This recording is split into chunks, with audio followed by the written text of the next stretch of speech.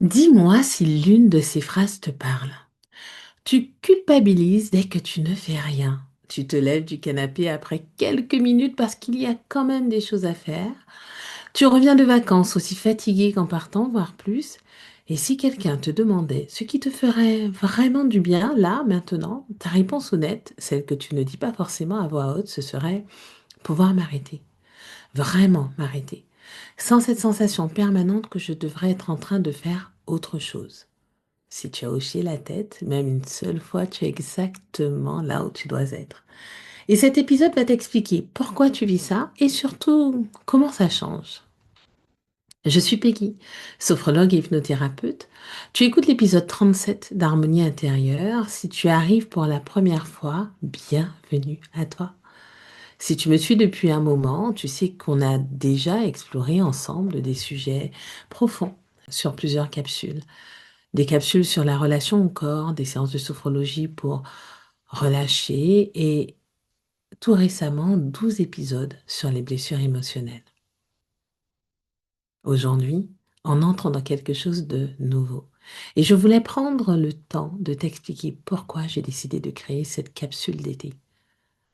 À partir de cet épisode et pendant 8 vendredis consécutifs, on se retrouve pour une capsule spéciale.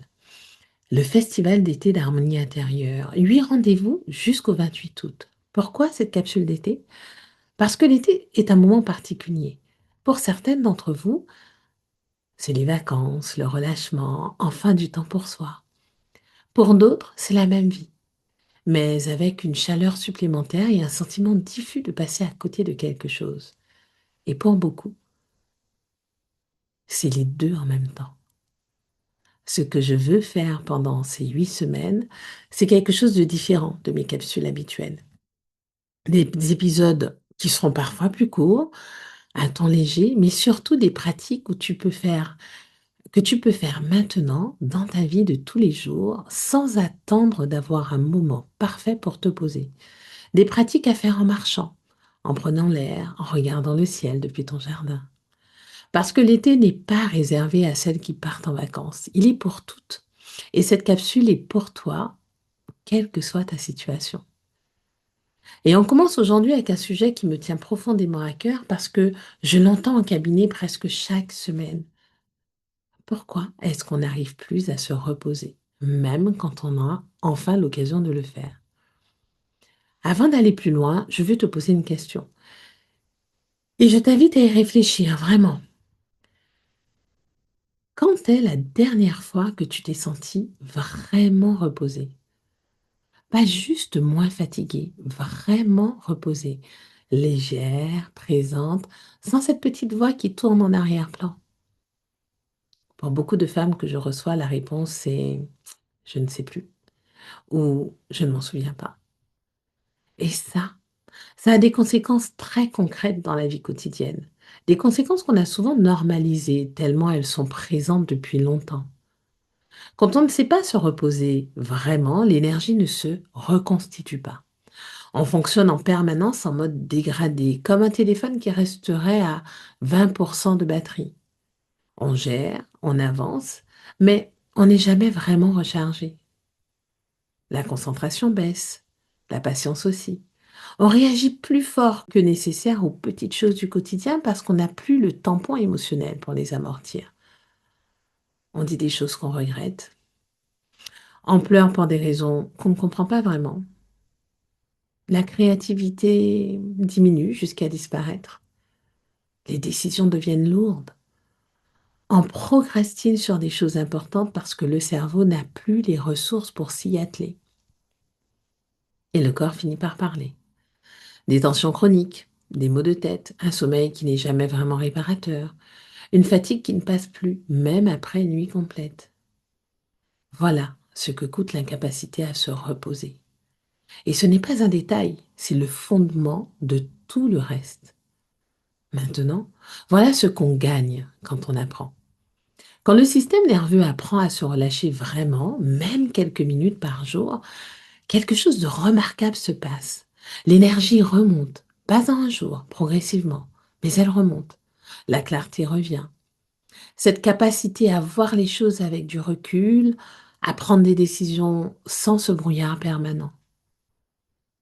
Les relations changent, on devient moins réactive, plus présente.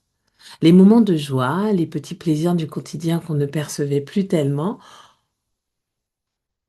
parce qu'on était en mode survie, ils reviennent. Et le corps commence à envoyer d'autres signaux, des signaux de sécurité, pas seulement des signaux d'alerte. Tout ça, c'est ce qu'on va construire ensemble cet été. Pas en un épisode, sur 8 semaines, pas à pas.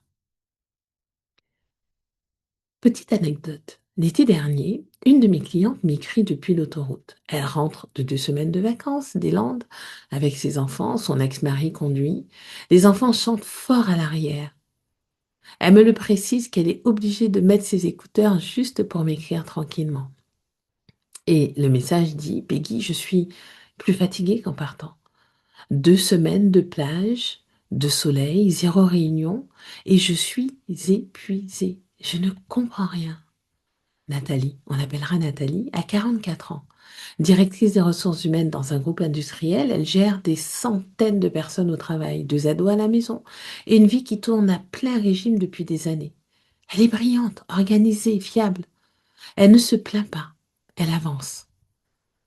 Et elle n'arrive pas à se reposer. Elle est venue me voir quelques semaines plus tard, à la rentrée, et dans notre travail ensemble, quelque chose d'important est apparu. Alors, pas une blessure ancienne, pas un événement traumatique, quelque chose de beaucoup plus simple et en même temps beaucoup plus profond. Nathalie m'a parlé de sa mère, Marie-Claire, 72 ans, une femme formidable, dit-elle, travailleuse, généreuse, toujours disponible pour tout le monde et qui, aujourd'hui encore à la retraite, après toute une vie de travail, ne s'est pas restée assise plus d'1 heure sans trouver quelque chose à faire. Marie-Claire n'a jamais su s'arrêter, jamais. Nathalie m'a dit: je ne l'ai jamais vue se reposer vraiment. Il y avait toujours quelque chose à faire. Le ménage, les enfants, le travail, les voisins, la famille. Toujours quelque chose. Et là, quelque chose s'est éclairé pour Nathalie.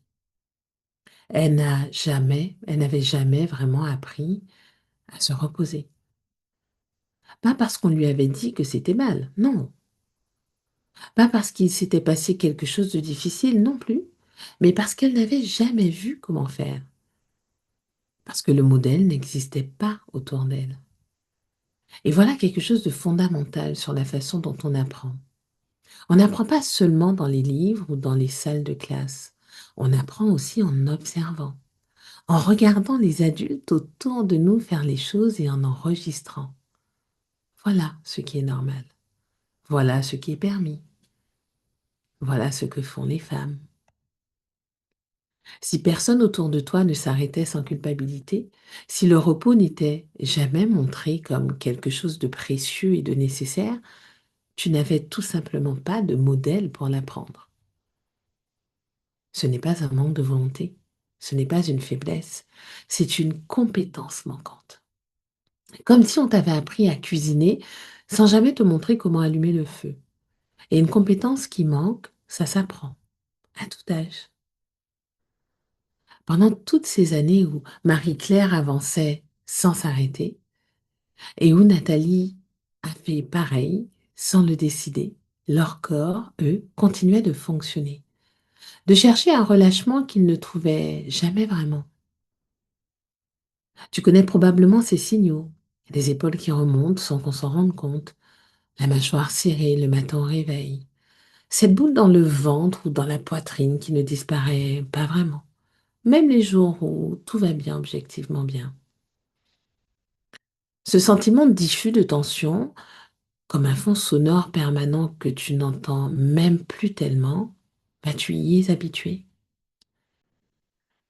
Sonia Lupien, chercheuse canadienne et l'une des plus grandes spécialistes du stress au monde, a passé sa carrière à étudier ce qui se passe dans le corps et dans le cerveau quand on vit dans cet état d'activation permanente. Et ce qu'elle a montré est à la fois simple et troublant. Quand le système nerveux reste allumé trop longtemps sans vraie récupération, Il finit par oublier son état de base. Il ne sait plus ce que c'est que d'être vraiment au repos. L'alarme intérieure reste en éveil, il reste en veille active, même quand il n'y a objectivement plus rien à gérer. C'est pour ça que Nathalie ne se reposait pas sur la plage. Son corps était là, mais son système nerveux, lui, continuait de tourner, de chercher la prochaine chose à anticiper, de se préparer à la prochaine urgence. Et c'est pour ça que revenir à un état de repos réel demande un apprentissage. Pas de la volonté, un apprentissage. C'est là qu'entre la pleine conscience. Et je veux prendre un moment pour t'expliquer ce que c'est vraiment. Parce que ce mot est souvent utilisé à tort et à travers et qu'il mérite mieux que ça. La pleine conscience, en anglais mindfulness, a été formalisée en Occident par John Kabat-Zinn, chercheur à l'Université du Massachusetts dans les années 70. Il a créé un programme appelé MBSR, Mindfulness Based Stress Reduction, la réduction du stress par la pleine conscience, qui est aujourd'hui l'une des approches les plus documentées scientifiquement dans la gestion du stress, de l'anxiété et de la douleur chronique. Mais la pleine conscience elle-même est beaucoup plus ancienne. Elle vient des traditions bouddhistes et notamment de l'enseignement du moine vietnamien Thich Nhat Hanh, qui a consacré toute sa vie à rendre ces pratiques accessibles à tout le monde, en particulier à travers la marche consciente. Alors, concrètement, c'est quoi? La pleine conscience, c'est simplement l'art de revenir à ce qui se passe maintenant, dans le ici et maintenant, dans le corps, autour de soi, dans ce moment précis, sans chercher à analyser, sans chercher à résoudre, sans se projeter dans ce qui va se passer demain ou ruminer ce qui s'est passé hier. Juste être là, vraiment là, dans ce qui est. Ça peut sembler simple, et c'est en même temps l'une des choses les plus difficiles qui soit. Parce que notre cerveau est une machine à projeter, à anticiper, à résoudre. Il ne s'arrête pas facilement. Ce que des décennies de recherche ont montré, c'est que pratiquer régulièrement, même quelques minutes par jour, recalibre littéralement le système nerveux. Les niveaux de cortisol, l'hormone du stress, baissent de façon mesurable. La qualité du sommeil s'améliore. La capacité à prendre des décisions s'affine. La réactivité émotionnelle diminue. Et la sensation de repos, même sur des périodes courtes, devient enfin accessible. Pour la petite histoire, Nathalie a offert à sa mère, Marie-Claire, un livre sur la pleine conscience. L'un des grands classiques du genre. Et Marie-Claire l'a lu. Et elle a dit à sa fille, avec ce ton légèrement étonné qu'ont les gens quand ils découvrent quelque chose qui change tout, mais je ne savais pas que c'était permis de s'arrêter comme ça. Je ne savais pas que c'était permis. À 72 ans, après toute une vie. Alors c'est ce qu'on va faire ensemble maintenant. Apprendre que c'est permis. Avant la pratique, je veux ouvrir une petite parenthèse parce qu'il y a quelque chose d'important que je veux te dire aujourd'hui. Ça y est, la bibliothèque du bien-être ouvre ses portes aujourd'hui. Et je vais t'expliquer exactement ce que c'est parce que le nom ne dit pas tout. En fait, c'est une collection de séances audio guidées que j'ai enregistrées et que tu peux écouter partout, à toute heure, autant de fois que tu en as besoin. Dans les transports, dans ton lit, sur ta plage, dans ton jardin. Il y en a déjà plus d'une dizaine de disponibles et elles continuent de s'enrichir régulièrement. Des séances sur les blessures émotionnelles qu'on a vu dans la capsule précédente. Il y a une séance par blessure. Des séances aussi sur le sommeil. Et parce que cet épisode parle justement d'apprendre à se reposer, je vais te dire qu'il y a 3 séances spécifiquement dédiées à la relaxation, avec 3 niveaux différents. La première, pour celles qui ne savent pas encore vraiment comment relâcher le corps et le mental, un apprentissage de zéro. La deuxième, pour celles qui ont déjà une pratique et qui veulent aller plus profondément dans le relâchement. Et enfin, la troisième, une séance plus longue, pour celles qui veulent une immersion vraiment complète. Ces 3 séances, c'est exactement ce dont on parle aujourd'hui. Apprendre une compétence qu'on n'a pas vue. Et les avoir disponibles à portée de main à n'importe quelle heure de la nuit ou du jour, c'est justement ce que la bibliothèque permet. Et cette bibliothèque va continuer de grandir. Je l'alimente avec ce que je vis en cabinet, avec les sujets qui reviennent le plus souvent, avec les besoins que j'observe. Et si tu as un sujet qui te tient à cœur, un domaine sur lequel tu aimerais trouver une séance, tu peux m'écrire. Je lis tout. Et c'est souvent comme ça que les prochaines séances voient le jour.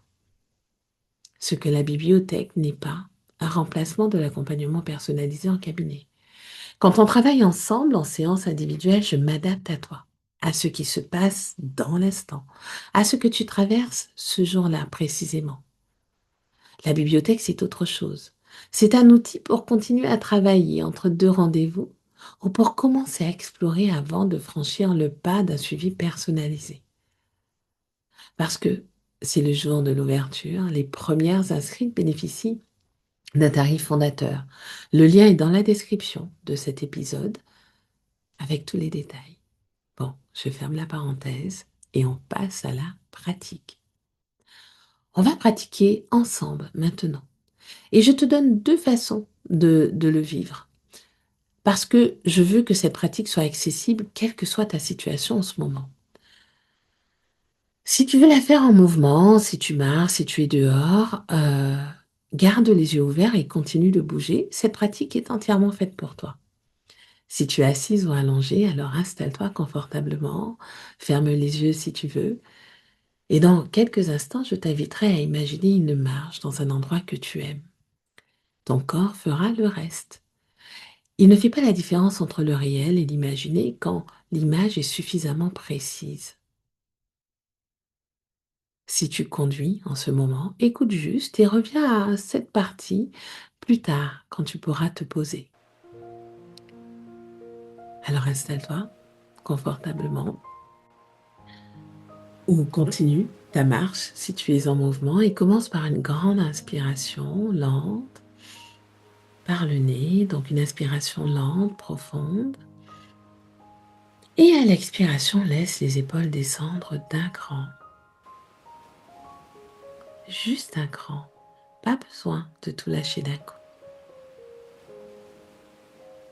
Une autre inspiration. Et à l'expiration, laisse la mâchoire se desserrer, la langue qui se décolle du bas lèvres.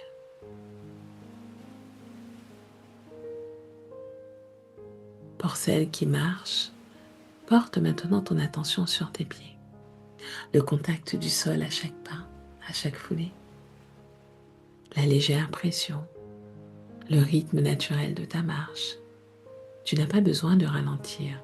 Marche à ton rythme, juste sentir tes foulées, la pression, chaque pas.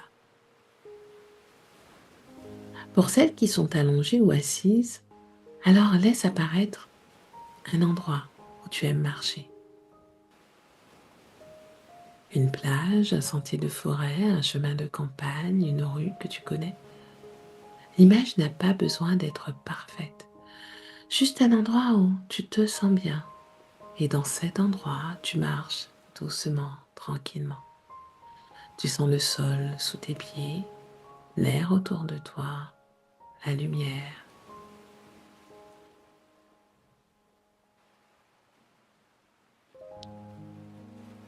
Dans cette marche réelle ou imaginaire, observe ce qui se passe dans ta tête.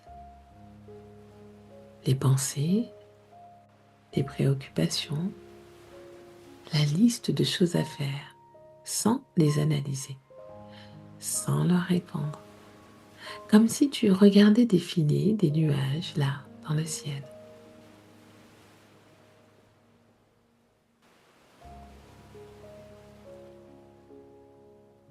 Et pour chaque pensée qui arrive, dis-lui simplement intérieurement, je t'entends. Et je reviens à mon chemin. Pas refouler, pas ignorer. Juste ne pas les suivre. Je t'entends et je reviens.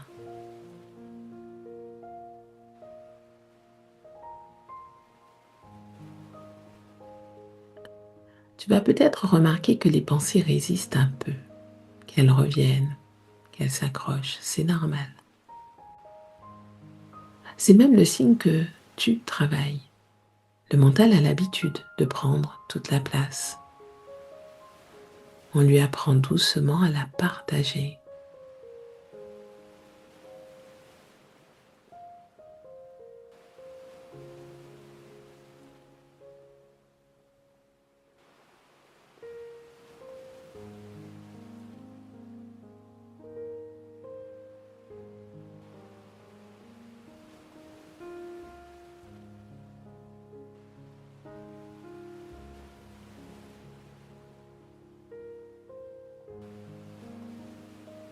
Maintenant, je t'invite à créer un ancrage, quelque chose que tu pourras emporter avec toi longtemps après la fin de cet épisode.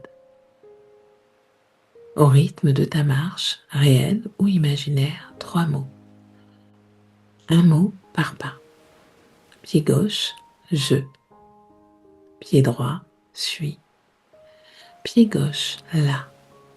Je suis là.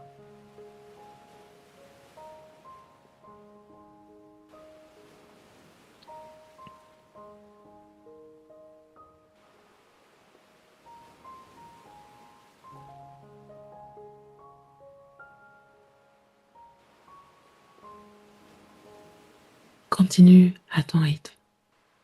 Je suis là. Je suis là.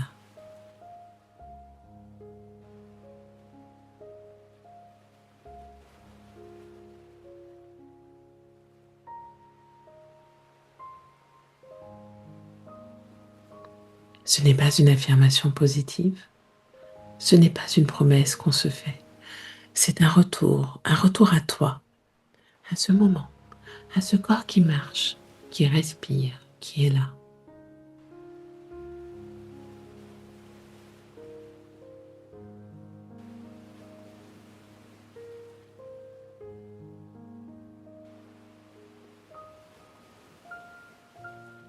Parfois, cet ancrage suffit à lui seul à désamorcer une montée d'anxiété. Pas toujours, pas immédiatement, mais avec la pratique, le système nerveux apprend à reconnaître ce signal et à répondre en se relâchant.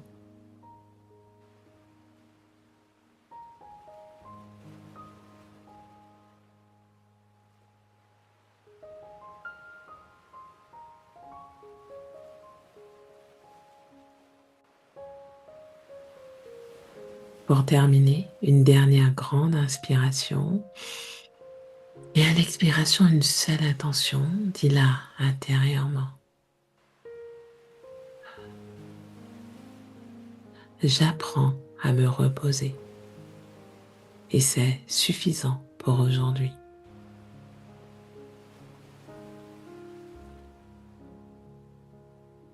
Garde l'ancrage je suis là. Tu peux y revenir n'importe quand, dans une file d'attente, entre deux réunions, quand la mâchoire se serre sans raison apparente. Quelques pas conscients, 3 mots, et tu reviens.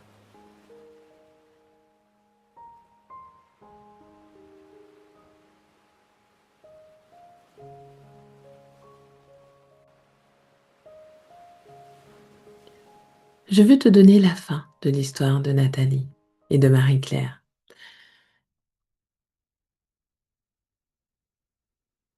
Au début de l'été, là, juste là, il y a quelques jours, après plusieurs mois de travail ensemble, Nathalie m'envoie un message depuis son lit, un dimanche matin. Elle m'écrit: Peggy, j'ai regardé le plafond pendant un bon moment ce matin, sans me lever, sans rien faire, et c'était bien. Regarder le plafond et trouver ça bien. Ce n'est pas une révolution, c'est vrai. Ce n'est pas une transformation spectaculaire. C'est un dimanche matin, un plafond, et plus aucune culpabilité. Mais pour Nathalie, c'est immense. Et Marie-Claire, elle, a continué de dire. Elle a commencé à pratiquer quelques minutes le matin. Et elle a dit à Nathalie, sa fille, plusieurs mois plus tard, tu sais, je dors mieux depuis que j'ai arrêté de courir tout le temps. J'aurais dû apprendre ça il y a 50 ans. Il n'est jamais trop tard pour apprendre quelque chose qui change tout. Vendredi prochain, on continue ce festival d'été avec quelque chose que beaucoup d'entre vous ignorent depuis trop longtemps. Ces tensions-là dans votre corps qui ne partent jamais et ce qu'elles essaient vraiment de vous dire. On va en parler avec le même fil rouge, aller chercher ensemble ce qui se passe vraiment. Et avant de te laisser, je voulais te dire quelque chose. On vient de passer la barre des 1200 écoutes sur ce podcast, 1200 où quelqu'un a appuyé sur play et m'a accordé du temps. Pour moi qui travaille seule, qui construit tout ça avec le cœur, c'est énorme. Et je ne le prends pas à la légère. Si ce podcast t'apporte quelque chose, si un épisode t'a touché ou aidé, ou simplement fait du bien un jour difficile, il y a une chose toute simple que tu peux faire pour que d'autres femmes puissent me retrouver aussi. Laisse un avis 5 étoiles là où tu écoutes. Et partage cet épisode avec une femme de ton entourage qui, comme Nathalie, revient toujours de vacances épuisées sans comprendre pourquoi.